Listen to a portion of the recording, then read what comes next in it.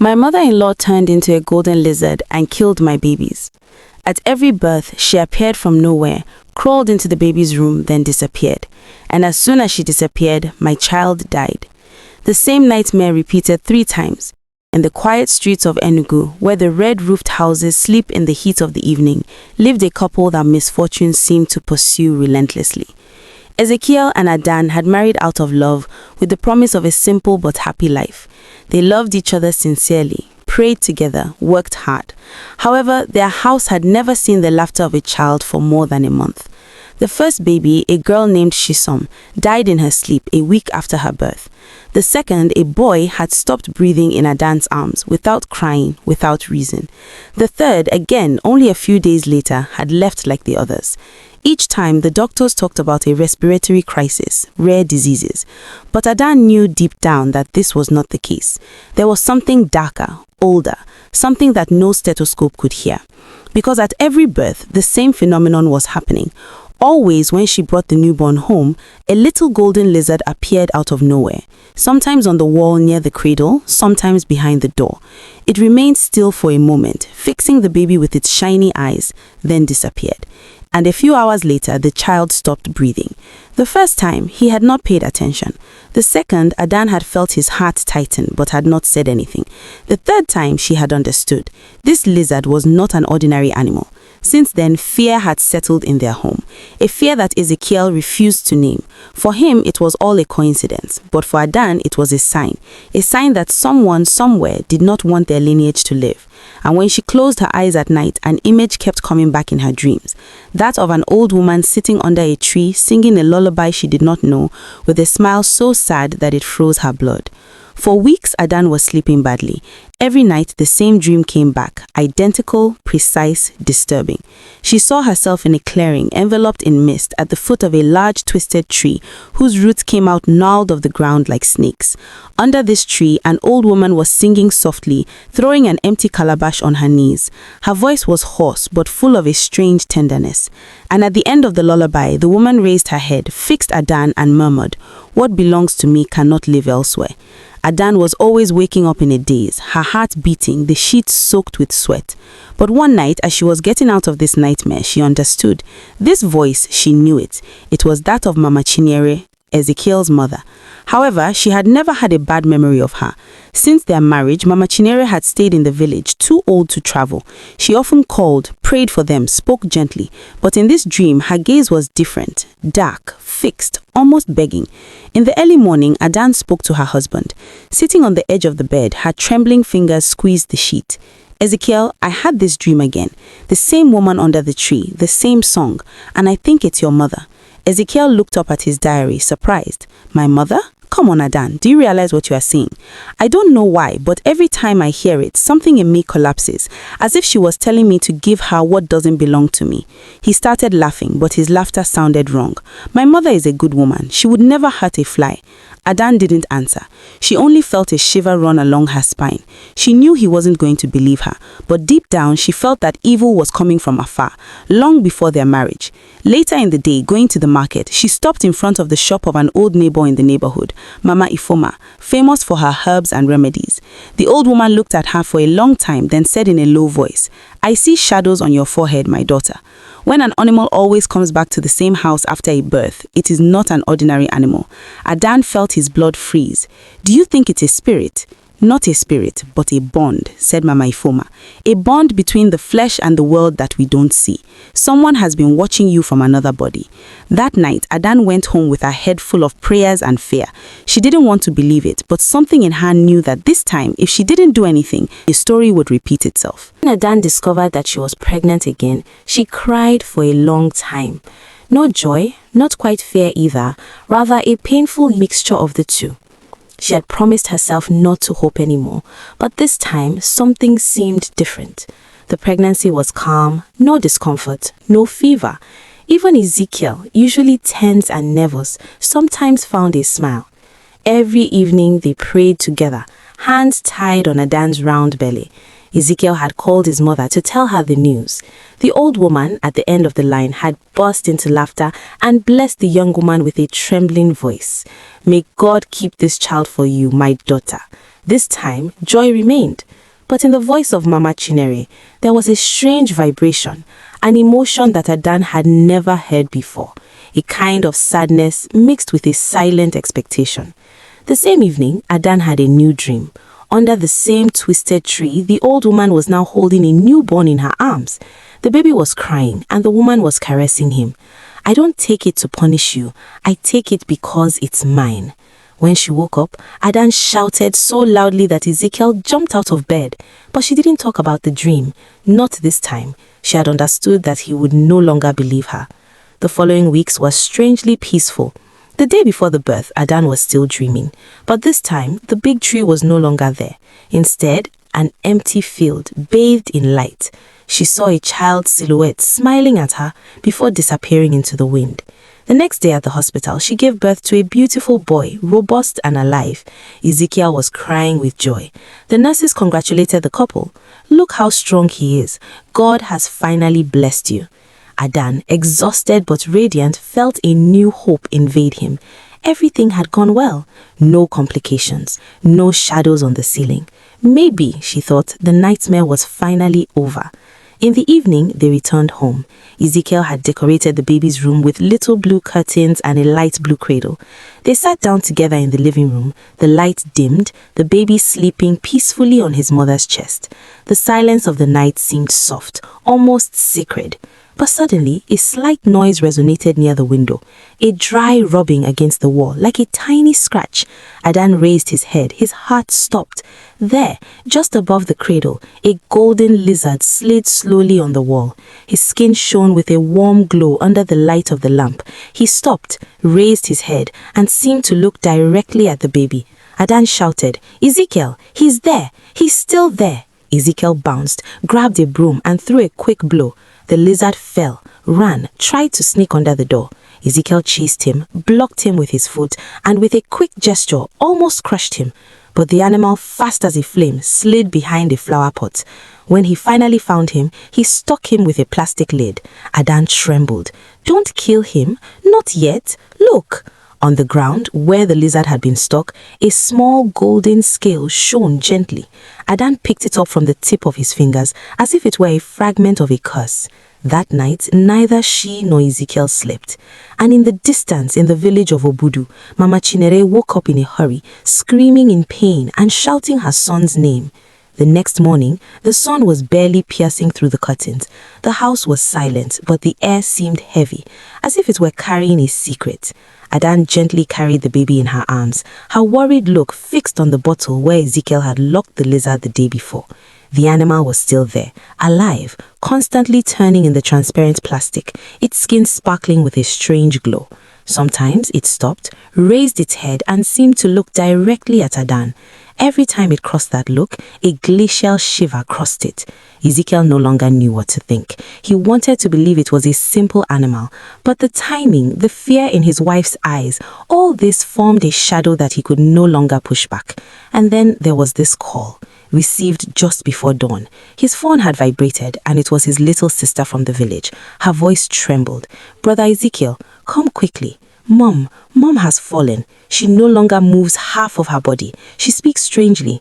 Ezekiel froze, his eyes open wide. He looked at the lizard locked in the bottle, and at the same time, the creature began to agitate violently, striking the walls with frenzy, as if it were suffocating. Adan got up suddenly. You see, Ezekiel, when this lizard suffers, your mother suffers too." "Enough," he shouted, his hands trembling. "You mean that my own mother is this demon? That my mother turned into a lizard?" Adan approached, tears in her eyes. "I don't want to believe it either, but look, it's not a coincidence. At every birth, this thing appears and your child dies. And now that we have caught it, your mother falls ill? Ezekiel, open your eyes." He did not answer. He took his phone, composed the village number again. When he heard his mother's weak breathing at the end of the line, something in him broke. "Mom, I'm coming. All right, I'll take you here. I'll take care of you." But deep down, a new fear was born, a fear he refused to name. In the evening, as they were preparing the room to receive the old woman, the baby suddenly began to cry in a strange way, a sharp, tearing cry, as if it were screaming with invisible pain. Adan rushed to the cradle. The lizard, still locked in the bottle, had begun to hit the plastic as if it wanted to run away.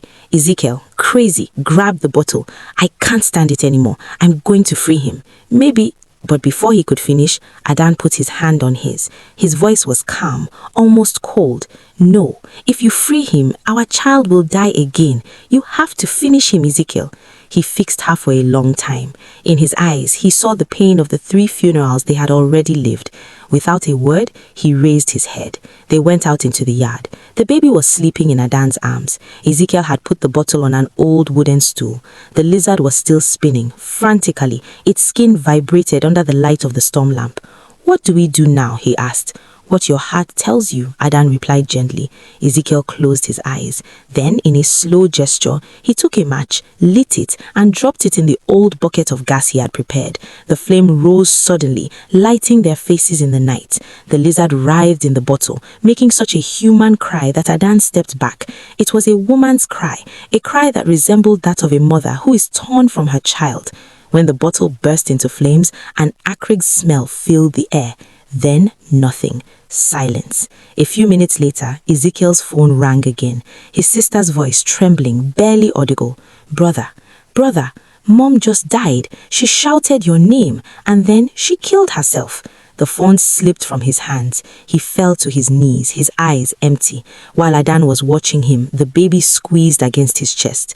The flames slowly extinguished in the bucket, leaving behind only a golden. Since that night, Ezekiel had not spoken a word. He sat on the armchair of the living room, his eyes empty, fixing an invisible point on the wall, as if he was trying to understand what had really burnt him. A simple animal, or his own mother. Adan, on her side, watched over the baby relentlessly. Every child's breath, every little sigh, reassured her in half. But a part of her remained on alert, because she knew that the dead never really leave as long as the bond is not broken. 3 days after the death of my mother-in-law, an old priest of the village called Ezekiel. His voice was deep, worn by the weight of secrets. "My son, your mother is gone, but her mind has not yet found rest. She left behind her something that must be understood before it pursues you." The next day, Ezekiel left for Obudu, his native village, leaving Adan alone with the baby. The road was long, winding between the hills and the thick forests. Every time he crossed a tree with a crooked trunk, his heart beat faster. These trees looked like those of Adan's dream. When he arrived, the whole village seemed strangely silent. Women whispered, men avoided his gaze. He entered his mother's house and immediately smelled an acrid smell of blood and burnt earth. On my mother-in-law's bed, he found an old wooden chest carved with symbols he did not know. Inside, children's hair, dried and tied with a red thread. And at the bottom of the chest, a small golden jewel, the same color as the skin of the lizard. Ezekiel sank this. Then the old priest approached him. "Before your birth, your mother lost 6 children. None survived. In her pain, she went to see the priest of the Nigerian river. She was told that she could keep a child alive if she gave something in return. She accepted," he continued. But she did not understand that the pact meant all children who were born below her lineage until a pure fire broke the bond. Ezekiel felt his legs falter. "So, my children, are they dead because of this pact?" "Not only because of the pact," the priest replied, "because of the love of a mother who wanted to keep life too strong." Ezekiel fell to his knees, his face between his hands, as the tears flowed on the dry earth. He then understood that what he had burnt in the bottle was not simply a bad spirit, but the last fragment of a cursed promise, born of a love distorted by pain. During this time, in Enugu, Adan heard his baby laugh for the first time. This clear and innocent laugh filled the house with light. But at the same time, the cradle vibrated slightly, and on the sheet, she saw a golden dust, as fine as sand, forming a trace of a spiral, the same shape as the symbols engraved on the chest in the village. She gently placed her hand on the child's heart and murmured, "The bond is not gone yet, but as long as I watch, it will take nothing more." The sun was slowly setting on Obudu, enveloping the village in an orange light. Ezekiel, still trembling, followed the old priest to the edge of the Nigerian river, where his mother had once sealed his pact. The air there was heavy, saturated with a smell of vase and mystery. The trees leaning over the water seemed to listen to you in silence. The priest walked in front, his stick striking the ground at every step. "This is where it all started," he said, designating a rock covered with moss. "Your mother had come alone one full moon night." Ezekiel felt his heart tighten. "I remember her crying often, but I never knew why." The old man carried on. "She begged the spirit of the river to give her a child to live, and the river answered her." He pointed an half-erased inscription on the stone, circles intertwined around a symbol resembling a snake. The aged spirit gave nothing without price. He promised her a strong child, but he demanded that each child of his blood should come back to him one day, except if the first of his line burned the link between fire and breath before the 7th moon. Ezekiel felt his legs shudder. "So I was this child she wanted to save?" "Yes," the priest replied, "and it is your breath, your fire, that of the son she gave birth to, who was to destroy the pact." The silence settled. The insects of the evening began to sing in the bushes. Ezekiel raised his eyes to the sky. A pale moon was already appearing, reflected in the dark waters of the river. "Why? Why did she never tell me anything?" he asked in a broken voice. "Because she loved you. And love, when it becomes fear, becomes silence. She believed she could deceive the river, calm it, repel it at every birth." The priest knelt down near the rock and took out of his pocket a small pot of cooked earth.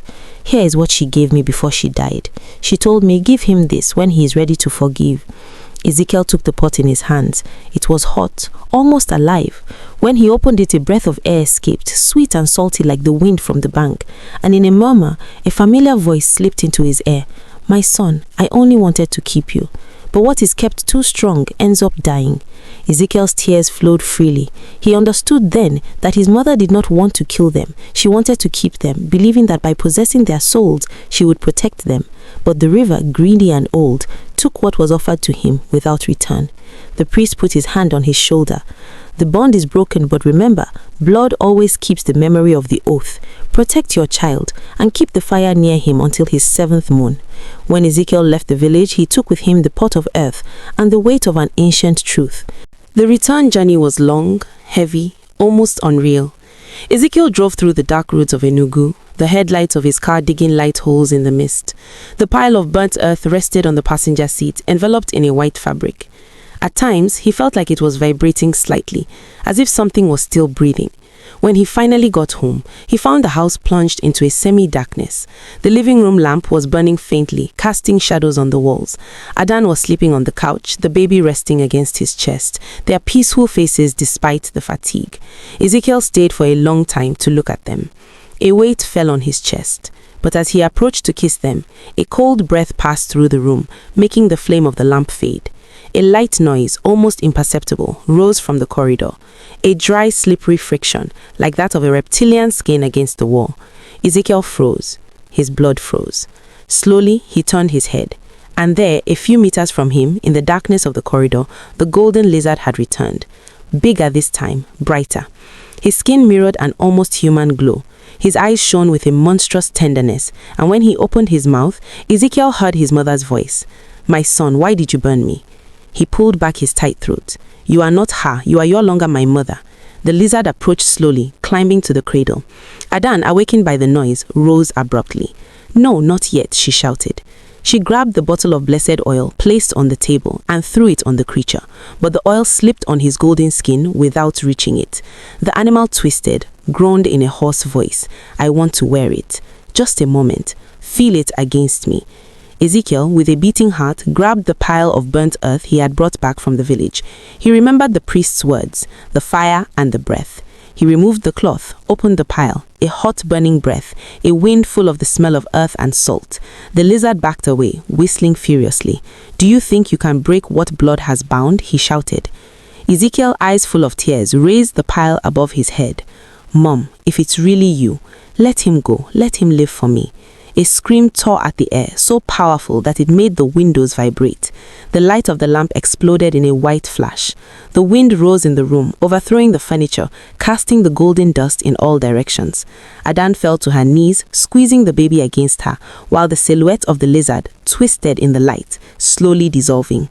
Before disappearing completely, she said in a breath, "I never wanted to hurt you, Ezekiel. I just wanted to exist through you." Then everything became calm. The silence that followed was heavy, almost sacred. A smell of fresh rain replaced that of burning. On the ground, there was only a thin trace of gold, forming a perfect circle around the cradle. Ezekiel collapsed exhausted, his face flooded with tears. Adam approached, put a hand on his cheek, and murmured, "She's gone, this time for good." The baby shook in his arms and for the first time since his birth, smiled. Then the dawn rose on Ezekiel's house like a new breath. After years of darkness, the light of the day seemed different, soft, pure, almost healing. The baby was sleeping peacefully, his face turned to the window, his lips opened in an innocent smile. Adam, exhausted but serene, was preparing a little broth, while Ezekiel, sitting on the couch, was contemplating the empty gourd. The cooked earth was warm, but the energy it released had dissipated, as if its role had ended. There was no more lizard, no shadow, no cold in the house. Everything seemed so strangely quiet that silence became almost sacred. And it was at this moment that Ezekiel's phone vibrated gently on the table. He picked up without haste, thinking it was a colleague or a neighbor, but the voice he heard was that of the priest. "Ezekiel, now the pact is completely broken." The heart of Ezekiel froze. For a moment, it remained silent. "I had a dream where she began to shout your name. Then she said she saw a fire and that she felt her bones burning from the inside while you were performing the ritual over there. And before she completely disappeared, she asked me to tell you that she loves you very much, your sister and you." Then, nothing. The phone slowly slipped from his hand and fell on the carpet. Adam approached without saying anything, placed a hand on his shoulder. He looked up at her, tears rolling silently on his cheeks. It was her. All this time it was her. And yet, I can't hate her. Adam gently shook his head. "She loved you, but a misguided love can become a prison." They stayed like this for a long time, locked up in this silence where sadness and deliverance mingled. Outside, the morning wind made the curtains dance, and a ray of sun crossed the room to land on the cradle. The child moved, opened his eyes, and laughed. A light, pure laugh that made the whole living room vibrate. Ezekiel smiled for the first time for days. He knelt down next to the baby, gently touched his hand, and murmured, "You will live. You will bear the light of all that we have lost." He then went out into the yard, raising his eyes to the sky. A warm breeze blew on his face, and in the breath of the wind, he thought he could hear, distant but soothed, his mother's voice. "Forgive me, my son. I wanted to hold on to life, and I forgot how to let it live." Ezekiel closed his eyes and let a tear fall on the ground. Then he entered the house, joined his wife and his child. The years passed, sweet and full. The house of Ezekiel and Adam, earlier full of silence and mourning, was filled with laughter and life. Their son, Shidubem, grew up in peace, curious, intelligent, and with a look so profound that it seemed to see beyond the visible. Every night before going to bed, he asked his father to tell him the story of the golden lizard, without really knowing that it belonged to their beard. Ezekiel, with a calm voice, always told him the same thing. "It's the story of a love too strong, my son. A love that wanted to hold on to life instead of letting it flourish." And the child, with his eyes wide open, always ended up falling asleep before the end, shaken by the murmur of their parents. The seasons went on. The river of Obudu seemed now far away, almost forgotten. But some nights, when the moon became red and the wind blew from the south, Adan woke up with a strange impression, as if someone was still watching, somewhere, at the border of the world of the living. One afternoon, while Shiduben was playing in the garden behind the house, he dug a little hole to hide his balls. His fingers touched a hard, smooth and hot object buried under the ground. Curious, he took it out. It was a small golden scale, perfectly intact, that shone in the light of the sun. He ran to the house, shouting with joy, "Mom, look, it looks like a treasure." Adam, seeing it, felt her heart tighten. She recognized this glow, this texture, this almost living golden. She gently took the scale between her fingers, looked at it long without saying anything, then forced a smile. "It's pity, my son. Keep it, but don't put it under your pillow, okay?" The little one, innocent, nodded and went to put it on the living room table before leaving to play. That night, while everything was sleeping, the scale began to glow faintly, as if traversed by an invisible breath, and in the deep silence of the house, a distant, soft and broken voice barely murmured, "The river never forgets, but it forgives sometimes." A breeze entered through the window, shook the flame of the candle, then everything went out. Only the golden glow, fragile and warm, continued to watch in the darkness, like a last memory of love or the return.